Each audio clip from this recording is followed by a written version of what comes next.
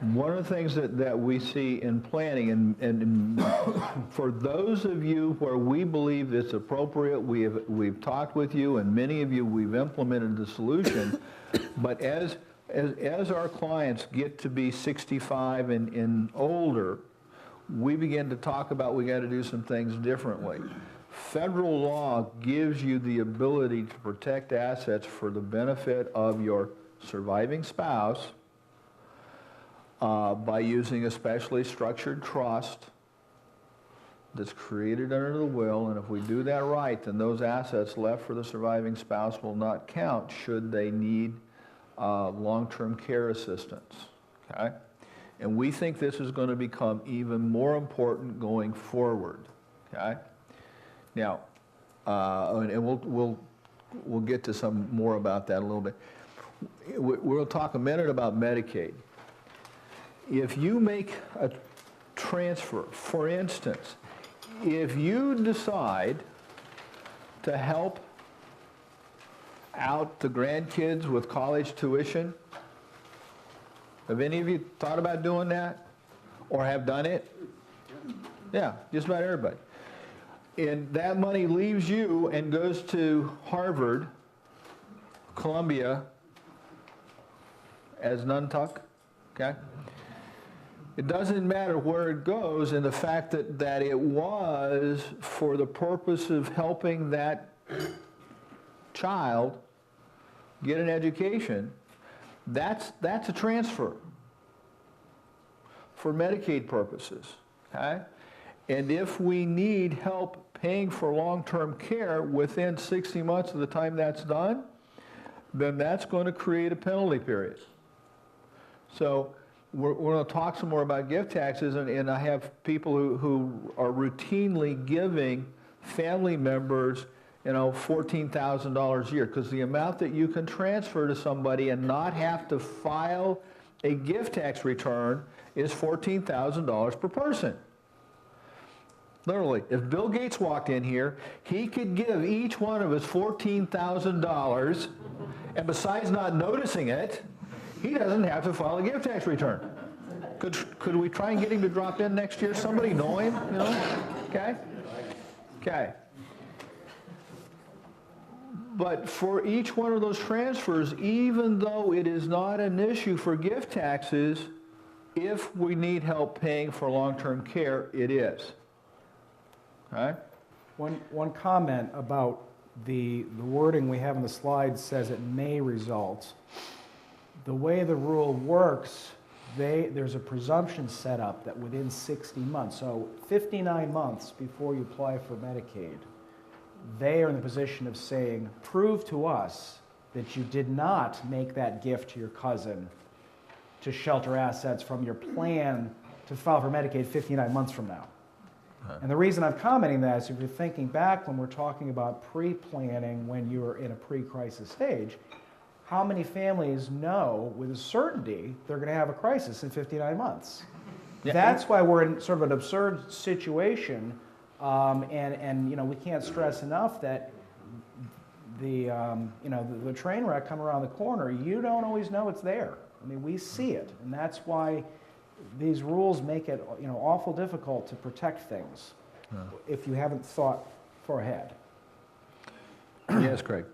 Does that also apply to gifts to charities? Yes. Oh, well, let me back up to the reason I picked the tuition thing as an example. I got a friend in New York. He was the president of the New York State Elder Law Section, national speaker, you know, and he had a woman who had not seen her husband for over 20 years. Had no idea where he was, anything, even if he was alive. And she had worked, I believe as a maid, housekeeper, whatever, for a woman for most of her life. The woman had died and left her a couple $100,000, some number like that. And she really wanted her grandchildren to have a better chance in life than she'd had. She took $120,000 of her inheritance and used it to pay tuition for her grandchildren. And she's healthy. She's doing great. But before the 5 years is up, she got contacted by the New York equivalent of Department of Social Services, I'll refer to that as DSS as we go along, saying, tell us about your finances and all any transfers that you've made. Well, she said, well, I help pay my grandchildren's college tuition. Lou said, I got a winner. She didn't know him, didn't know where he was. Clearly was solely for the purposes of furthering the education of the grandchild. Why do you think I'm telling you about this? Because he lost at the administrative level, he lost at the hearing level internally, he lost in the New York State courts. So Jeff is right. You can perhaps prove that it was for some other purpose, but if it left your hands, the standard of proof is obviously incredibly difficult. And you come back, and if you're making little transfers every year, like somebody we just had in the office, she'd heard the rule. She's given $14,000 to her children and her grandchildren, and it was over $100,000. No, in the last 2 years, it had been over $100,000. And that's not a problem, right? Well, for gift tax purposes, absolutely not. But she's now created a significant penalty period for Medicaid. And if she was 5 years into that plan, it's a really big problem. Okay? So it's important that we begin to think about this stuff differently, because in another workshop we do for folks, we talk about it's not the law you know that's a problem, it's the law you don't know and how the different rules interact, okay? And the penalty doesn't begin until you otherwise meet the eligibilities to get some help paying these bills, okay?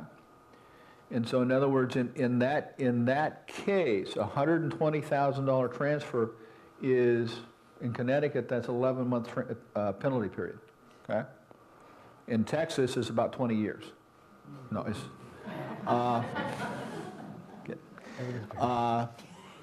and so in Jeff's example, if you get to the 59th month and decide you need some help and you apply, well, if you'd made that $120,000 transfer, you're better off private paying for a month, and then it doesn't matter. We'll help you understand these if you've got any people where that's an issue. Medicaid planning, helping make sure that you can pay for these costs, is absolutely not a one-size-fits-all. We find this to be one of the most challenging areas that we work in. We use the term divestment. That means that when anything leaves, did I answer your question by getting through that? Okay. If it leaves your hands and you didn't get equivalent value back, then it's potentially an issue, okay? Reverse half a loaf, state of Connecticut is pretty well, that was a planning strategy some of you may have heard about. It mostly is dead here in Connecticut, okay? They passed a statute to fix it. Long-term care insurance, there are about 3 kinds of long-term care insurance. Traditional, that some of you have heard about. You buy it, you pay a premium every year. When you get to where you need it, they pay a benefit. It's that simple, right, Rich? Okay. There's some other things that have come about since really about 2010. So as the world goes, they're fairly new. You can use annuities, the properly structured ones, that can help pay for long-term care insurance as well as accumulate funds. And there's life insurance that you can convert the life insurance into a long-term care benefit. But the problem with all this stuff is, well, when would you like to buy your homeowner's policy? When's the ideal time to buy a homeowner's insurance policy? Well, actually, when I'd like to buy it is when I come home and find that it's raining in my kitchen and in the living room. That's when I would like to buy it. Will anybody sell it to me then? No. That's the problem. You got to do it a long time before you need it, okay? They're exempt assets. There's some assets that don't count, that can be protected. We refer to Medicaid trusts. There's some trusts that can be used. Medicaid wills, that's when we're talking about the ability under federal law to provide for your spouse under your will, so that assets left under the will in a special trust under the will doesn't count. Medicaid annuities, federal law since February 2006 said a properly structured annuity could be used as a means of helping cover costs, and it would not count as an asset or the purchase of it as a transfer. Some of you know I'm on the board of directors, actually I'm the treasurer for another year for the Connecticut chapter of the National Academy of Elder Law Attorneys. I'll say NALA going forward, okay? We help finance the litigation against the state for their position on these annuities because they said it didn't work. They totally ignored federal law. Oh, by the way, they do that about other things too, okay? Spousal refusal. Well, in the past I've talked about that as maybe being a viable strategy. Thanks to the decision on an appeal of a case that went in favor, because there was a suit against the state, they lost. So spousal refusal worked for a few years. And then they passed a statute. That statute got overturned. They passed another statute, and last year, the appeal was finally heard in the appeals court. Well, the second time to try and stop this strategy actually stopped it. So those of you who might thinking about refusing as spouses, doesn't work anymore, you can't refuse. Yes, Bob? Got a question for you. Now, this penalty period, Mm-hmm. this penalty Yep. is assessed to you, if you've already qualified for Medicaid, Once you've qualified, you're okay. once you've qualified. Then you're not They giving won't- away they anything won't- more than you can have already. So they do that assessment before they, Oh, yeah, well, before they decide whether you're qualified, you have to tell them about everything you've done with any asset that's not an exempt asset for the last 5 years, and you have to tell them about all your income during that time period. so the penalty isn't something you have to pay? It's No, it just says, oh, They're not gonna cover it. we're not going to cover you. We're not going to pay for your care, figure it out, okay? But once you qualify, there's another one. Mm-hmm. There's a 2-year look back for the nursing home? Oh, thank you for bringing me to my next slide. Okay? This went into effect last October, right, Rebecca? Yes. Okay. And we lobbied at NALA, we lobbied long and hard against this statute. And this was, surprise, surprise, proposed by the nursing home industry. Their proposal was that if for some reason they don't get paid, and if there had been a transfer made that caused the penalty, they were to have the right to sue you and collect their attorney's fees and double damages, and I can't remember what else. It started out really ugly. I mean, really, really ugly. And by the time we got done with our lobbying efforts and negotiations, it got a little better, okay? They still have a statutory right to sue not only whoever transferred the money, but who got it, Yeah. okay? But the attorney's fee provision is not one-sided, and what they have to do to prove whether or not they're entitled is much fairer than it started out. And instead of looking for 5 years, we look at 2 years. Okay? So it got better, but what this is telling you, the trend is to make it more and more difficult to get any help. And it doesn't matter what the reason for the transfer was, just that it happened. Okay, planning tools. Many of you have irrevocable trusts. Okay? One of the issues with irrevocable trusts is you can't make changes. Okay? Most of you But because you're in LifeBridge, we're acting as your trust protector, and we can continue to make changes in those irrevocable trusts if it's necessary to accomplish the original objectives. Most of you who have revocable trusts always have a trust protector. Because while you can always make changes in your revocable trust, there are two requirements for you to be able to do that. What are they? One, that you be alive, okay? That's obvious, and you don't have to call me Mr. Obvious, okay? And that you're legally competent, okay? You got to have capacity, as Fred said. And our trust protector solves that problem so that we can, even when you're, for your revocable trust, we can help make changes, okay? Irrevocable trust, we usually want somebody else to be trustee. With some of the changes that we're going to talk about later on that have happened in the law, we're, more often than we used to, we're having clients actually be the trustee. We're saying here you can have access to income but not principal if we're trying to protect the principle of a trust. If you set it up and you can get to the principal, guess who can get to the principal? Everybody, okay?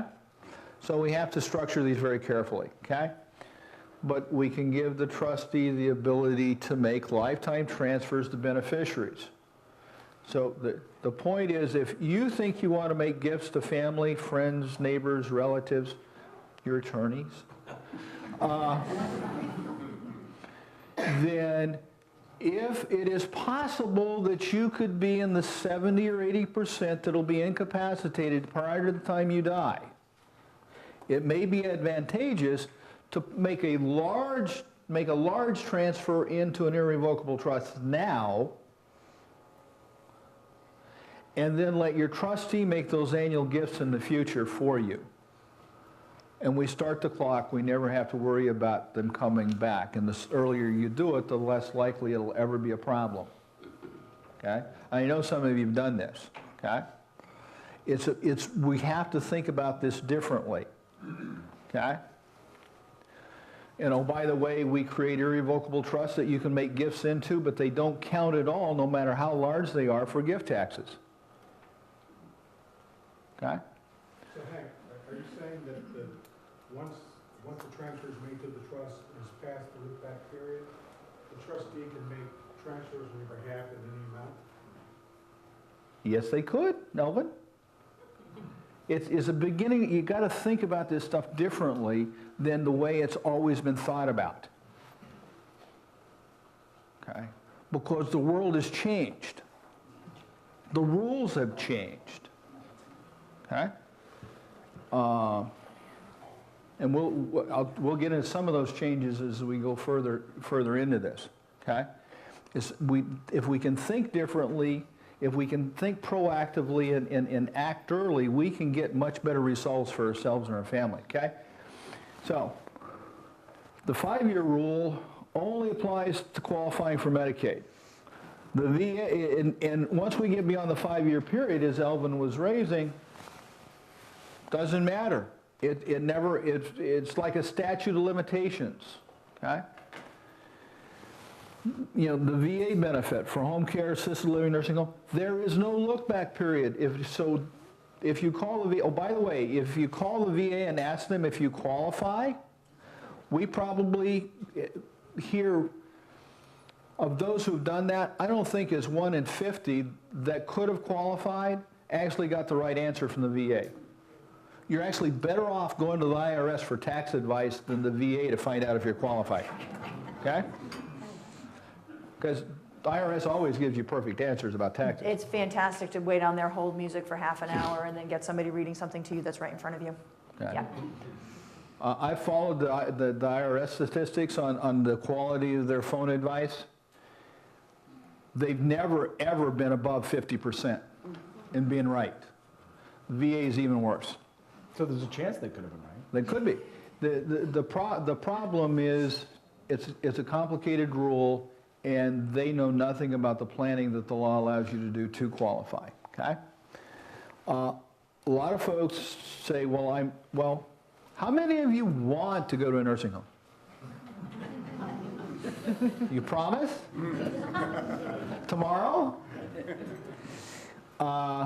Nobody wants to go to a nursing home.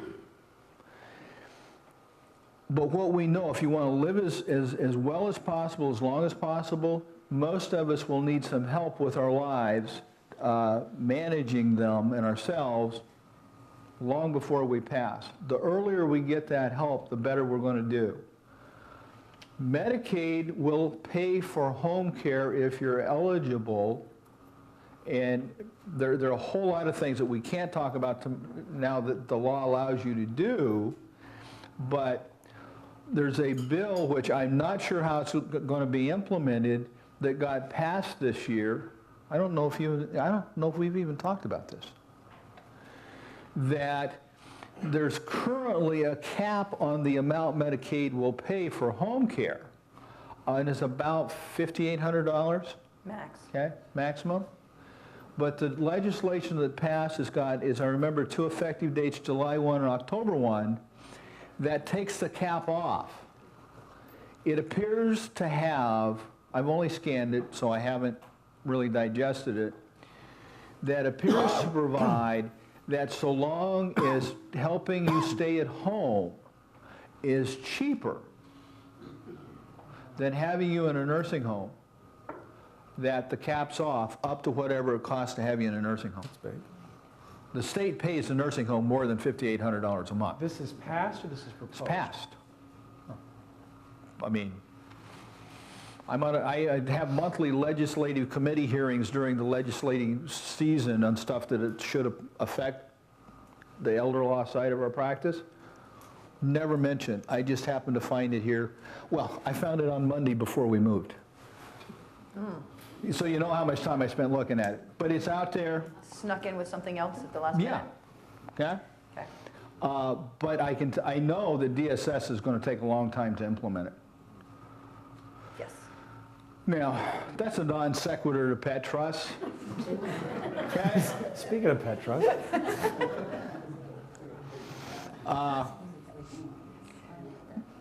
We stick this in here because how many Leona Helmsleys do we have here? Okay. Now, we do have a number of clients who are very concerned about taking care of one or more pets. It's everything from cats to horses in our practice, okay? And how do you do that? It's actually fairly complicated. It's like saying, because from the law's perspective, until Connecticut passed a statute that said you could have a trust for a pet, pets are furniture. You know, they're essentially, you know, property in the eyes of the law. And so if you want to be sure that they're cared for, there is a mechanism to do that, and we have it, and we have, I mean, I was borrowing other states' laws and doing, you know, I've done pet trusts, you know, off and on for, well, it must be almost 20 years now. Not very often, but if you have animals that you care about how they're provided for, in the event of incapacity or death, then there's a mechanism for doing that, okay? Gun legislation. We spent a fair amount of time last year talking about guns. Any of y'all want to talk about guns? You're the last person I thought would raise their hand, okay? Connecticut has changed their legislation regarding the ownership of guns. The thing that I want you to take away about guns, if you own any firearms, okay, and especially if you don't own them like I do. I claim to own them, except they're all in Idaho with my son. So do I really have any? Okay. Somebody in the back saying, no, I don't. Okay. We have to make sure that anybody who would act as an executor or as a trustee, so they might actually come into possession of the weapons, we have to make sure that they have never been successfully charged with a felony of any kind. Because if they do, they're violating the law, and if it comes to the attention of the authorities, they got a ton of problems. Not the least of which is fines and jail time. Okay? Also, if you're leaving assets, and part of those assets are firearms passing to people outside the state, there are a bunch of rules you got to pay attention to. And we just, in the last couple, that one estate was what, 23 weapons? Okay? We got And another unending one. piles of ammo. And piles of ammo. We got another one we're in the middle of right now. Do we even know yet how many? We have a final tally. Yeah. Okay. So you got problems for whoever you've named. You may have problems for whoever your beneficiaries are, depending upon where they live. So if you have weapons and you haven't talked to us about them, and we haven't incorporated in your planning, you really should consider doing that. Okay?